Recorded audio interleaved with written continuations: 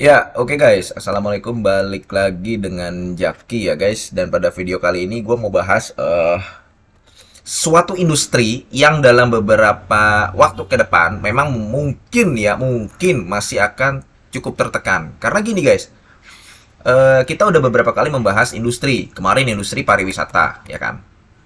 Pariwisata. Walaupun bukan spesifik pariwisatanya ya, tapi karena kita membahas saham Bayu, sehingga kita mau tidak mau akan sedikit nyenggol sektor pariwisatanya itu sendiri. Jadi kita membahas data wisatawan dari luar negeri yang datang ke Indonesia berapa, data dari wisatawan domestik yang ke luar negeri berapa. Kemudian kita membahas sektor sawit, produksinya berapa di angka 50 juta ton lebih, kemudian konsumsinya masih di angka 25 juta ton. Kita juga bahas otomotif ya.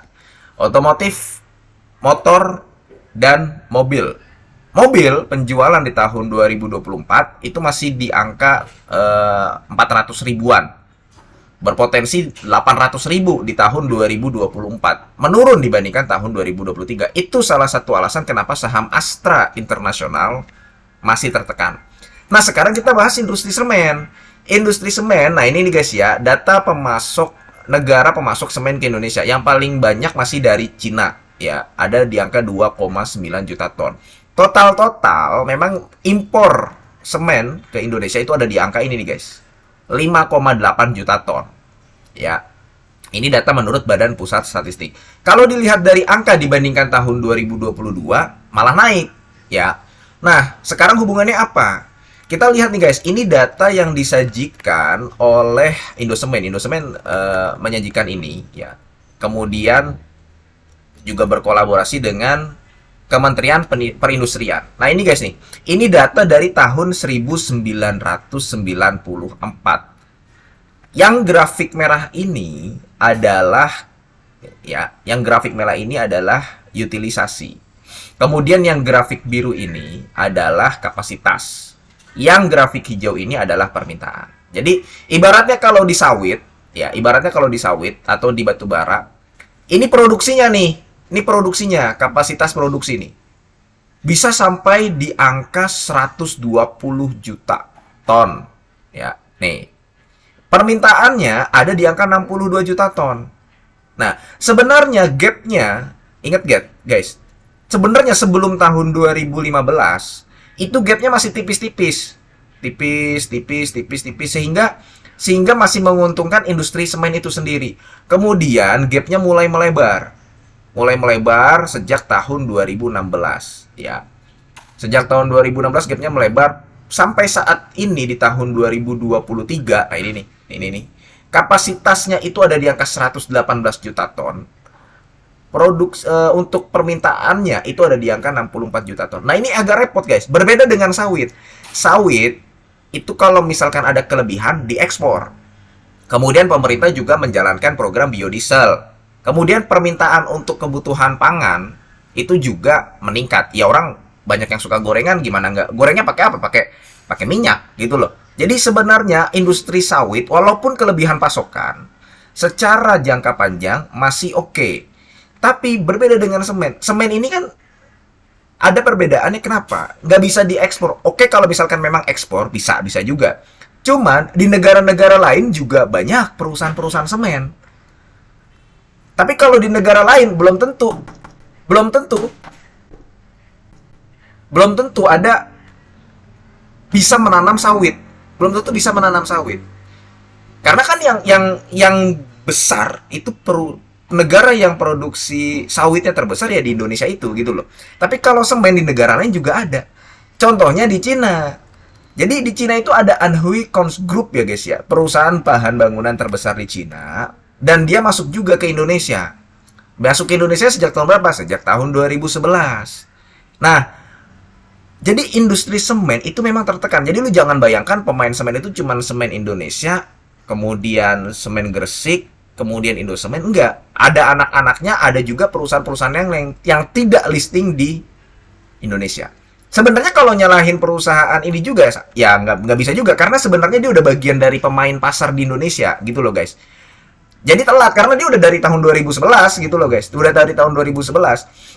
Jadi Nah, memang sebenarnya sempat ada kontroversi. PT ini ya di tahun 2015 sampai 2019 itu menjual harga di bawah pasar.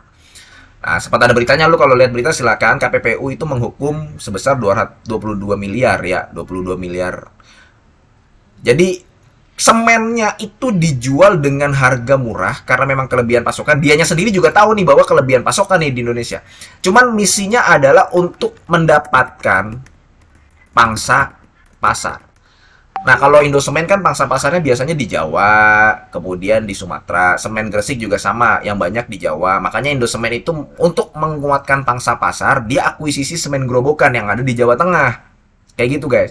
Nah, PT Kons ini ya, Semen Kons ini, lu kalau lihat beritanya, dia memang menjual rugi. Menjual rugi untuk tujuannya dapatkan pangsa pasar dulu. Akhirnya ketika nanti yang lain udah pada pergi, dia bisa menyesuaikan harganya kayak gitu. Makanya dia juga ada beberapa pabriknya di wilayah Kalimantan, kalau gue nggak salah di Kalimantan Selatan dan Sulawesi Utara. Ya, makanya namanya ini nih, PT Kons North Sulawesi Semen. Ya. Jadi, itulah beberapa hal yang menyebabkan kenapa kapasitas produksi di Indonesia sampai sekarang dan diproyeksikan sampai beberapa tahun ke depan masih sulit. Gitu guys, masih sulit. Karena gapnya terlalu jauh antara produksi sama konsumsinya. Kayak begitu ya. Nah, ini kan lu bisa lihat grafiknya, gapnya masih luas. Nah, caranya bagaimana guys? Caranya memang pertama harus di stop. Di stop untuk mendirikan pabrik-pabrik semen. Yang kedua, ditahan juga impornya. Cuman dilema kalau misalkan mau nyetop pabrik ya, lu baca berita nih guys ya, pabrik semen nih guys. Jadi ada beberapa pabrik semen yang memang minta dibuka supaya apa? Contoh di Aceh, di Lewang apa itu mana tuh? Nah ini nih guys nih, Aceh nih. Jadi ada beberapa agak dilema gitu loh. Maksud gue gini, agak dilema kalau misalkan ada perusahaan yang sebenarnya kalau misalkan mendirikan pabrik lagi, pengusaha semennya bilang, jangan dirikan pabrik dulu nih, karena kita kelebihan pasukan. Sementara ada di wilayah tertentu, kalau gue nggak salah di Aceh waktu itu. Di Aceh ya. Nah ini nih, Laweung ya, pembangunan pabrik semen. Tujuannya bagus juga, mendirikan pabrik ini untuk mengentaskan kemiskinan. Karena kan nanti akan banyak yang kerja gitu ya. Tapi kalau misalkan didirikan, kelebihan produksi. Akhirnya jadi gapnya makin gede. Makanya begini guys. Sebenarnya yang bisa dilakukan adalah ininya naik nih. Yang di bawah nih. Permintaannya naik. Cara permintaannya naik bagaimana? Salah satunya IKN. Cuman kan begini. Sebelum ini, banyak orang yang menganggap bahwa dengan adanya IKN, permintaan semen akan meningkat. Betul, memang sudah meningkat kalau datanya ya guys ya. Sempat turun tapi sudah meningkat, walaupun belum signifikan. Cuman yang memang mendapatkan bisa signifikan itu ketika apa? Ketika properti pun naik. Sedangkan kita lihat datanya, properti saat ini masih lesu. Kayak begitu guys. Jadi, kenapa gue membuat video ini? Karena banyak sebenarnya yang terjebak. Gue sendiri sempat terjebak loh, bukan sempat terjebak ya, sempat menganggap, sempat beli Indosemen, waktu itu di harga 11.000, tapi setelah melihat dan gue analisa, ternyata wah ini belum prospek nih. SMGR sempat sideways lama, di angka 6 ribuan, INTP di angka 10 ribuan, roboh juga. Gitu loh guys. Jadi kalau misalkan kita mau bahas, industri semen saat ini, caranya ya adalah meningkatkan ekonomi, banyak permintaan dari sektor propertinya harus naik dulu, baru industri semen bisa naik. Cuman untuk saat ini guys ya, masih gelap. Jadi kalau misalkan lu menanyakan apakah industri semen saat ini menarik, ya belum, gitu loh guys, belum menarik. Kalau misalkan mau masuk saham semen ya lu harus tahu dengan kondisi ini guys ya. Mungkin lu harus perlu sabar, menunggu waktunya beberapa lama. Dan indikatornya, itu yang gue sampaikan adalah, betul IKN, tapi tidak signifikan, terlalu signifikan. Yang paling besar itu properti. Jadi kita harus mengetahui dahulu kinerja dari emiten properti. Sedangkan emiten properti saat ini belum meningkat secara signifikan. Kan ada beritanya juga tuh, orang cuma jalan-jalan ke mall untuk jalan-jalan doang, nggak belanja gitu loh. Karena memang ekonominya sedang sulit gitu saat ini. Untuk beli hal-hal yang harganya di bawah rumah aja agak sulit gitu ya. Apalagi membeli rumah. Belum ketika pembiayaannya sulit. Jadi industrinya masih gelap kalau gua sih.